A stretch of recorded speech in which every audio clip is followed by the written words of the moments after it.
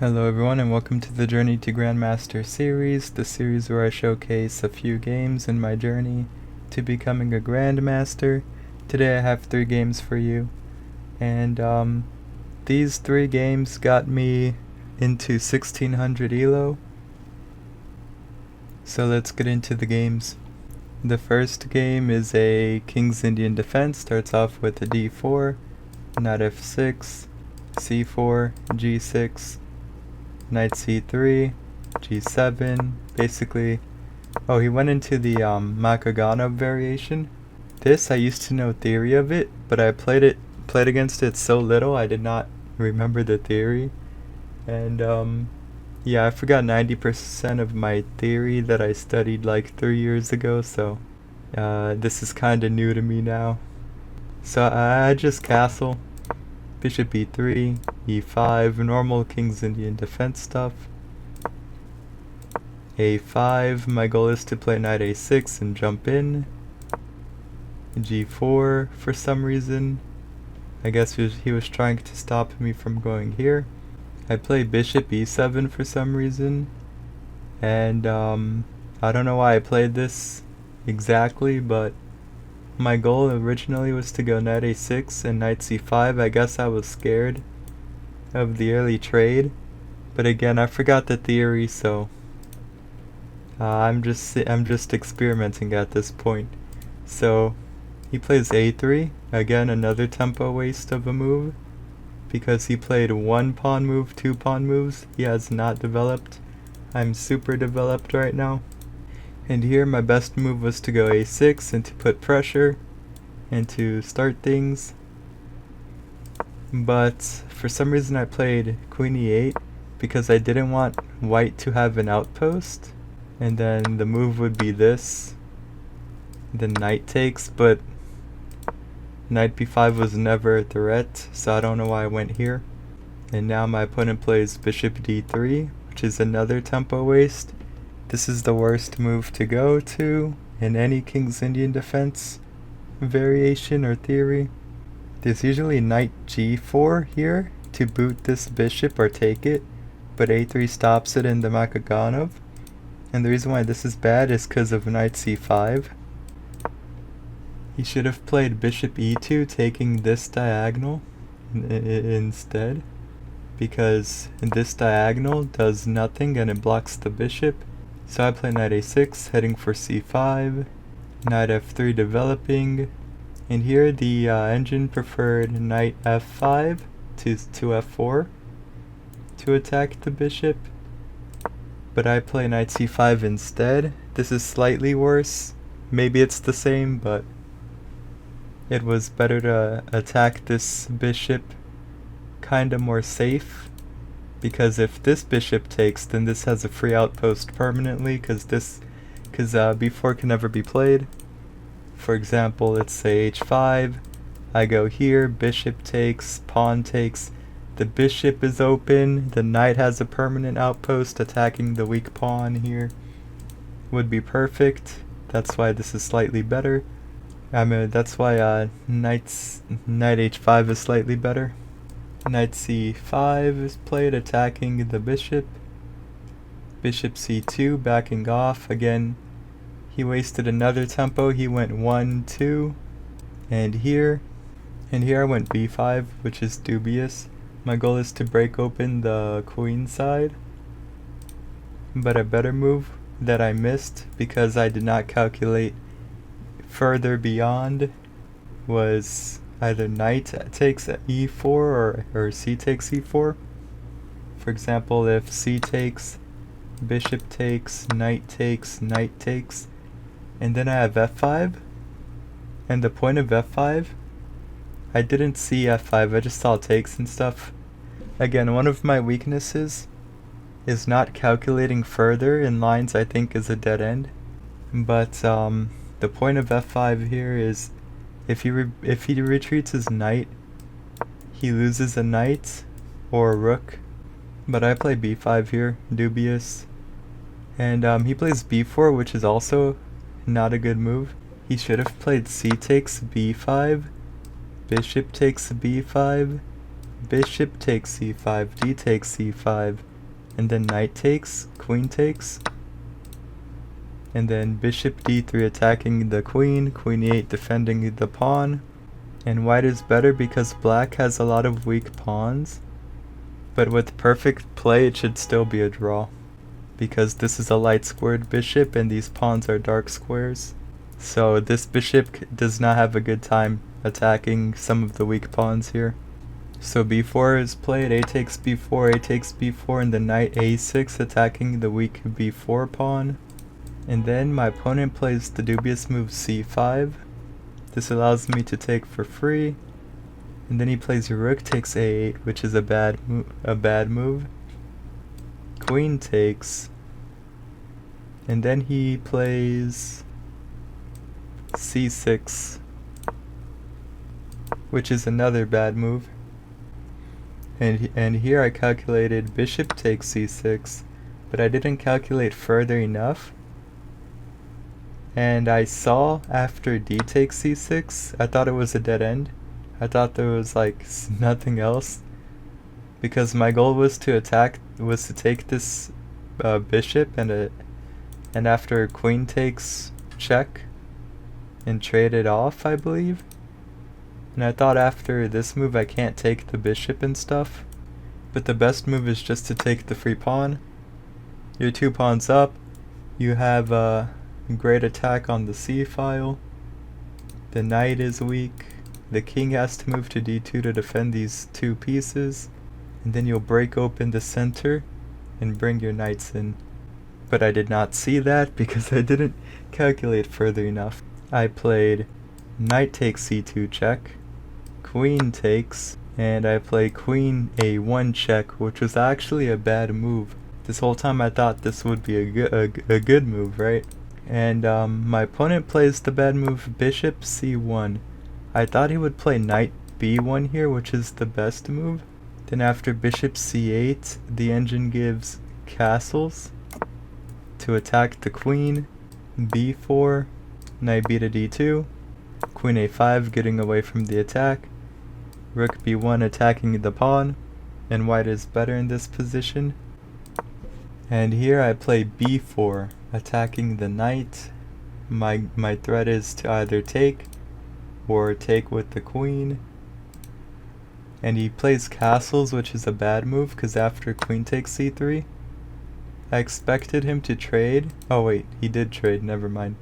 Queen takes c3, b takes c3, and then he takes my bishop, knight takes e4, protecting the pawn, and potentially, well, taking this pawn allows my bishop to be open in the future, and it allows me to attack these weak pawns as well.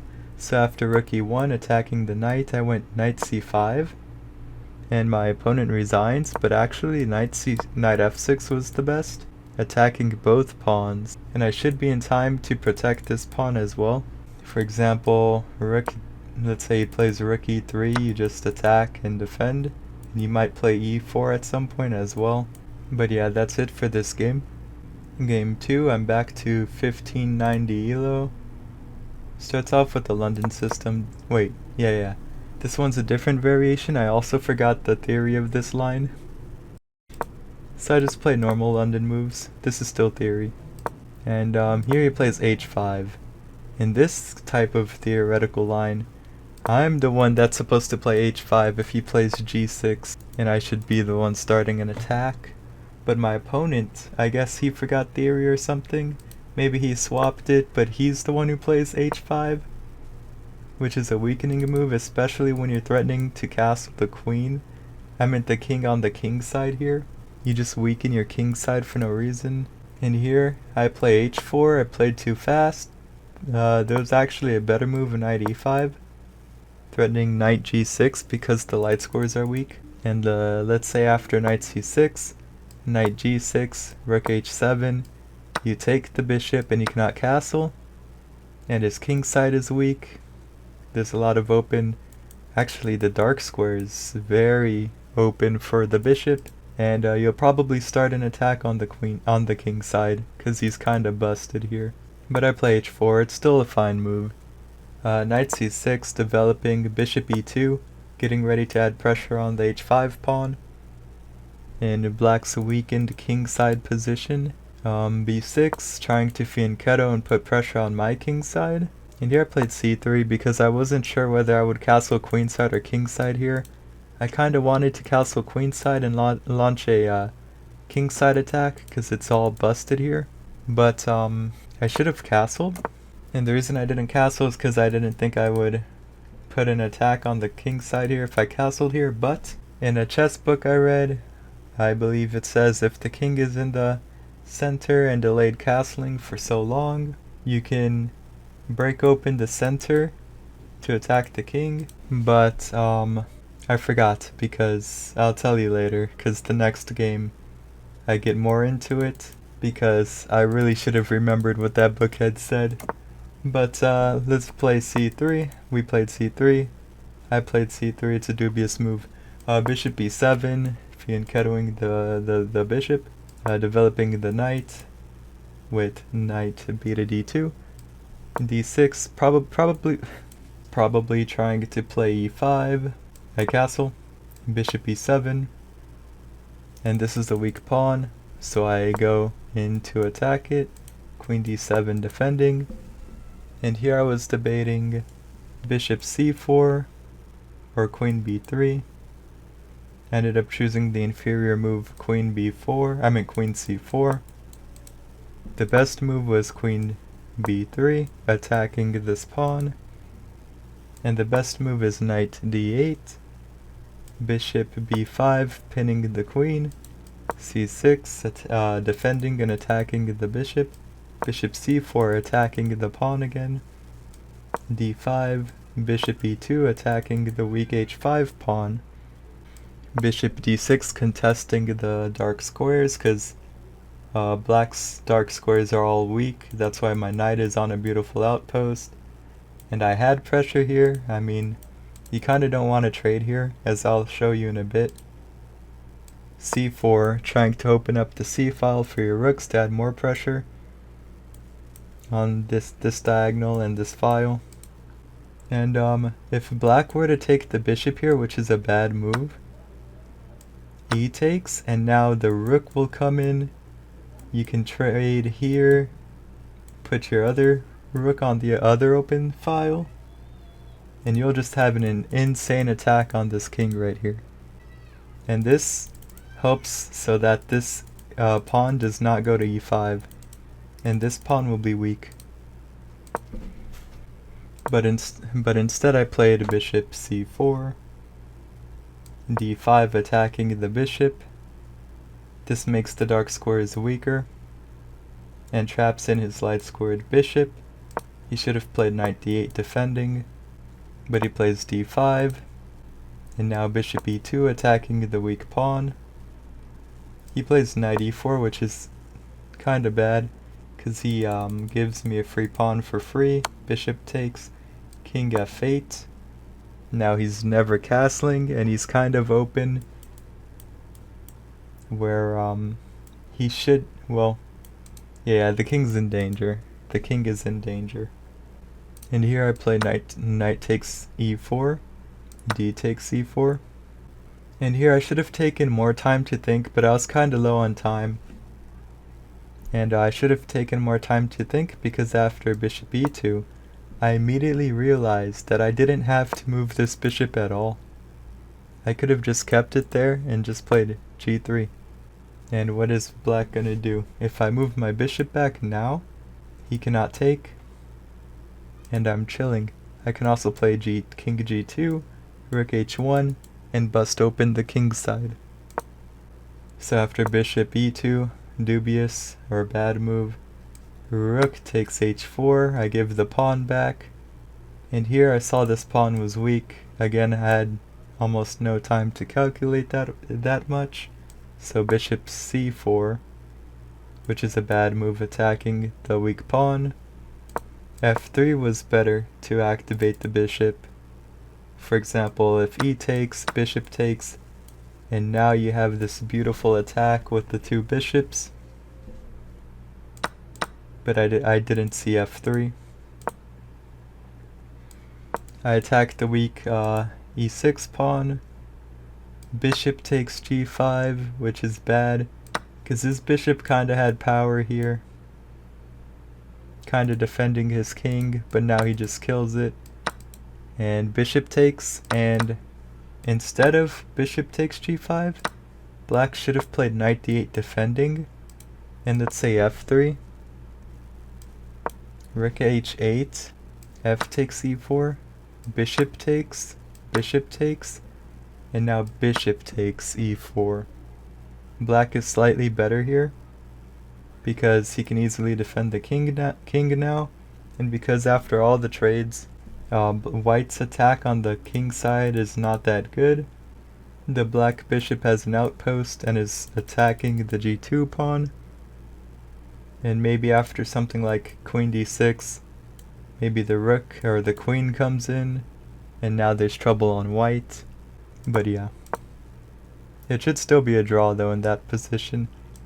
But after bishop takes g5, bishop takes rook g4 for some reason, allowing my bishop to go back to the outpost and take all these dark squares for free. And now I play knight a5. No, I didn't play that. My opponent plays knight a5, dubious move. Puts the knight on the edge, doing nothing, and gives my bishop a free tempo to attack his rook, which also gives me another free tempo after he moves to attack his rook and put my king on g2, rook h1. So rook h7, king g2, and now here my opponent should have played king f7. This was a better move to fight for a draw. But my opponent plays queen f7, bad move. This allows me to trade the rooks for free. He plays g6. His best move was to take. Queen takes, king e7, queen h7, king d7, rook h1, and white has an attack on the queen side, and white should win here. But he plays g6, allowing me to trade, and now I can ask for a trade of queens, which is slightly dubious. A better move is a4, and the engine gives a weird line that I don't understand. Well, I understand most of it, but the move g5 here, I do not understand why the engine gives g5 for black. And then after bishop takes, queen attacks the bishop, bishop f4 attacking the pawn again, and now the queen is also threatening d7, so knight c6 blocking the queen, and rook h1 going in on the king side. But the one thing I don't understand is why g5. If any of you guys know in the comments, please let me know. But I do not know why g5 was played here. Okay, so queen h1 I play, asking for a trade. He declines it, but he chooses the worst square to decline it because I just won his queen with the bishop h6 with a pin, and he resigns the game. Okay, third game, where I'm 1600. The first game of being 1600. But it is short-lived, because the next day after this I played at 12 AM. And I kinda lost a few games, I got a bit tilted. And I played until 5 AM. And I went back down to 1500 ELO. But I did climb up back a little bit, close to 1600. So the next video I might not, or might be 1600. We will see. But in this video we are 1600.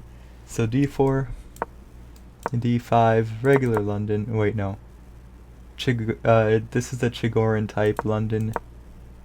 Except my opponent wastes a tempo playing a6. This is not a threat, he should have developed his pieces. So I play knight f3, still developing.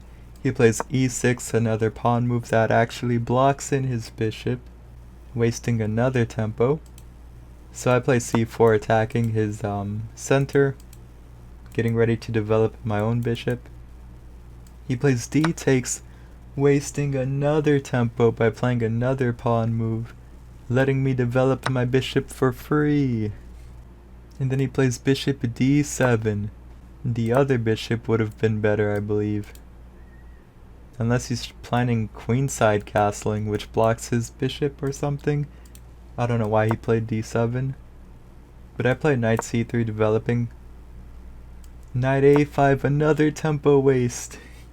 Instead of developing his pieces, he allows my bishop to go to an even stronger diagonal.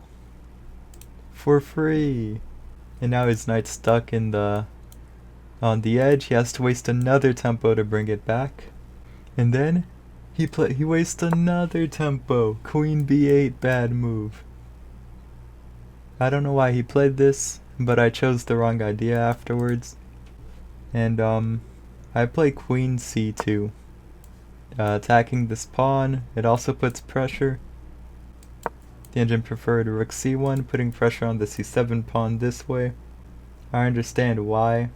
Maybe queen c2, and then you have like a lot more pressure. But I don't know why c2 doesn't work that well. But c1 first is understandable. But I play queen c2. And now bishop d6. And here, after analyzing, I realized that, so in the middle game book I studied 2 years ago, says that if the enemy king has delayed castling for too long, and his king is stuck in the center, I should make a lot of direct threats, which is why queen c2 is not the best, because rook c1 is a better direct threat, because the queen is not really that good at putting pressure, because let's say the rook was here and the queen was here, you're not really taking this pawn without trading your queen or something, so it's better to play rook c1 here to allow more pressure. But bishop d6, okay, so the chess book says I should make a lot of direct threats, and then if the king is still in the center and you have the right time, you open up the center with some pawn pushes and open lines against the enemy kings with the rook, right? With all the open lines, you put more pressure. But because I immediately started studying an endgame book for 2 years right after the middle game book, like I studied this endgame book for so long and I did not play the actual game of chess. I forgot 99% of what was taught in the middle game book. So right now I'm actually reviewing that middle game book, and I'm realizing that all my mistakes that I'm making here is because I forgot what the book said. But I am restudying it now, so my chess should be better because I am understanding why the next move I played, which is bishop takes d6, was not that good. The engine preferred d5, threatening to open up the center. And for example, if e takes d5, knight takes d5, and now you have all this pressure against the c7 pawn, and black will not have enough time to castle, because there will be too much threats and pressure on this side of the board, that he will not have time to just waste 2 moves to castle. And another line after d5, instead of e takes, the best move is b5, starting a counterattack. But not even this saves black, because his king is in the center, right? And he wasted so much tempo, and he's not all that developed to castle. So after bishop e5, attacking the weak pawn, now he develops the knight. But this is too late, as bishop takes weakens the king side, and then knight e4 attacking the weak pawn, bishop b4 check, king e2, now the rooks can come in. And now after queen d8, defending the pawn, e takes d6, f takes d6 to undouble up the pawn, so this pawn is not that much weak anymore. And then after hd1, putting pressure on the open d file, black castles. This is the line the engine gives, and even if black castles, his king side is busted, and the d file and the c file will belong to us, and all this pressure will build up on black and he should lose. And that is why it is important that I reread that chess book for the middle game, because I would have remembered to open the center, but I did not, because my opponent's king is in the center and he did not castle. So bishop takes, c takes, Knight e4, I played a bad move. The goal here was either to go g5 or induce black to play d5, and now I have an outpost. But this move was terrible because it had f5, and after f5 I was like, oh dang, I shouldn't have played e4, and now I have to go back to c3, and then he develops his knight, but he should not have developed that knight there. He should have went to e7, because now I played d5. And the point of d5 is if black takes on d5, knight takes, e takes, bishop takes, rook c8. Oh wait, that's not rook c8. Rook c8 attacking the queen. You take, queen takes, and black, his king is open. These two pawns are weak. And after he castles or something, you'll put all this pressure on these weak pawns, and black should fall. And the best move instead of knight takes is actually e takes d5. This is the best move for black. After bishop takes, queen takes, and yeah, black is losing a pawn here. And instead of playing one of the top 3 best moves, my opponent plays g6, and I did not know why he played this move. But I also play somewhat of a bad move myself afterwards. I play d takes e6, a dubious move. If I took more time to look at the whole board, I probably would have seen that after g6, this knight on the edge was hanging with b4. And after e5, knight d2 to get away from the fork, and this knight has nowhere to go. And it's dead. But I missed it, so d takes, bishop takes, and here I was debating either to go knight d4 or knight g5. And knight g5 was better because it takes base in black's weak king side and attacks the bishop, while this move only attacks the bishop and does nothing else. And I play knight d4 because I thought for some reason I had a lot more after this, but I actually didn't. Knight g5 was better, and for example, queen c8 defending, castles, rook f to d1, putting pressure on the weak pawn, h6, booting the knight, also weakening the king, knight takes, queen a4, attacking the weak knight, queen e5 defending, because if he goes back to c6, there's bishop c4 pinning the queen, d5, knight takes, king h8, and a discovered attack is coming very soon. After knight b6, well, the reason I said very soon was because I wasn't gonna go deeper, but I was actually curious what would happen, so I'm sorry. But yeah, you take the rook afterwards. Okay, so knight d4, dubious move I played. Queen c8 defending, and putting pressure on the c-file. And here I should have played a rook d1, putting pressure, similar to the last line we saw here with knight g5, but a little bit different. But instead of rook d1, I play knight takes the bishop, queen takes, and here again rook d1, putting pressure, transposing to a similar line to the other example. But I play queen a4 check. For some reason I thought I had something here, as we will see, but after knight c6, I helped his knight get away from the edge of the board for free, and I hallucinated this whole line because I forgot the knight was here, so I played bishop c4 trying to stop him from castling, but again, in my calculation I did not see this knight. Here I should have castled and just put my rooks on the open files and I would have been fine.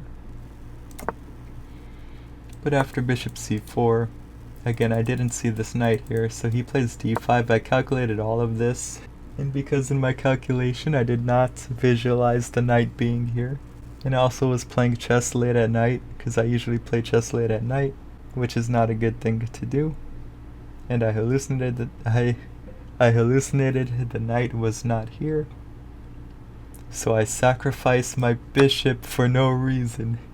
And now I'm losing. Knight takes d5, queen b3, pinning the queen and attacking the pawn.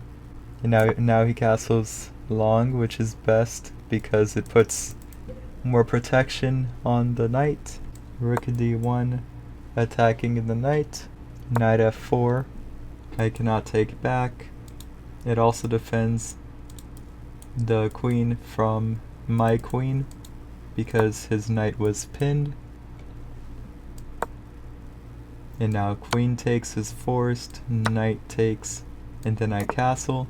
Here actually king e2 was better because in the endgame you actually want your king to be active, but I castle. Knight c7, his best move was to actually take and trade everything off, but he plays knight c7 for some reason. And here my goal is just to make it harder for black to play. He's somehow up 15 minutes on the clock, he doesn't think at all. So I tried to make him think here by restricting his pieces, so I play a4, which is not the best move, but it works kinda. Stops the knight from going here. And a common theme of this endgame is that you will see for most of this endgame that the move e4 is the best move for me. And for some reason I did not want to play e4. I saw it, but I did not want to play it. But a4 is played here. Rook takes, now he trades everything off. I take, he takes. I play f4, trying to restrict the pawns and bring my king in potentially. This move also restricts the c6 knight from kinda coming in, but this was not the best move. Again, e4 was the best, and I'm guessing the whole point e4 is the best is because after f takes, knight takes e4, I can make a passed pawn at some point on the king side and create problems for black. But after f4, he plays king e7, walking his king in, which is a good move. Again, e4 is one of the best moves, but f2 is actually the best here. And then king d6, again e4 is the best move. Just keep in mind e4 is the best move in most of the endgame here. Now king f3, trying to walk in, potentially playing e4 here. But after h5 I play king g3. My goal was to walk in. My opponent plays, well, I play king g3. And now knight d5, attacking the knight and the pawn. And here I played fast because I only had 40 seconds left. I trade immediately. It was actually better to keep the knights on the board, because if I could somehow make this a 2 knights and 0 pawn endgame versus the king, it should be a draw. At some point I will have to sacrifice this knight, hopefully for 2 pawns, and create counterplay there. But instead I just take. And now king h4, threatening to take all the pawns and push my passed pawns that I might create. I'm doing all this in 30 seconds, and I should be losing here. So king e6, king g5, king f7, h3, threatening g4, knight e7, defending, g4, takes, and here it's +8 for black, and I should be dead lost here. He has almost 17 minutes on the clock because he's not thinking at all. He's still not thinking at all, and according to my endgame book, I studied for 2 years. If you get cocky, or if you don't take the endgame seriously, or if you're not very careful with it, if you don't waste all your time on it, your winning position might backfire on you in a split second. So let's say, well, my opponent plays knight d5, attacking the weak pawn. If my opponent plays a5 here, it's actually like checkmate in like 26 moves. A sample line, king h4, knight d5 attacking. You go back, takes, king f3 takes and you're just losing. The reason why you don't take here is because after g takes, the knight defends, and the king will probably march in on you, take these pawns, and you lose the game. And now, after my opponent plays knight d5, dubious move, g takes, king takes, knight takes, I attack the knight, and put him in diagonal opposition. The best way to counter a knight with the king, because it takes 3 tempo to try to check a king that is, well, it's hard to explain, but if the knight is in diagonal opposition, yeah, don't expect a check from the knight anytime soon. So knight c4 is played attacking the pawn, before putting the knight in diagonal opposition to the pawn, so he cannot attack this pawn very easily. And now knight b6, attacking the a4 pawn, I play a5. And my goal is to walk in this way and take these pawns after sacrificing this pawn. But with almost 17 minutes on the clock, because my opponent is not thinking at all, he finally makes a blunder for not thinking. And I don't know why, he probably thought if he moves his knight I'm just walking in or something. So I think he overthinks. Like, what I'm trying to say is I think he accidentally skipped a move ahead and forgot his knight was hanging. Maybe after the knight moves you can play king e6, but my opponent blunders the knight for no reason, and he had 17 minutes on the clock to think, and he chose not to think, and I just win the endgame. For example, I will sacrifice this pawn and walk up. Maybe advance this pawn a little bit more first so I can walk up easier and just push. Okay, so for some reason I thought I had a 4th game for you guys, but this was actually the 3rd. Okay. If you like this video, like, comment, and subscribe. Have a nice day and peace out.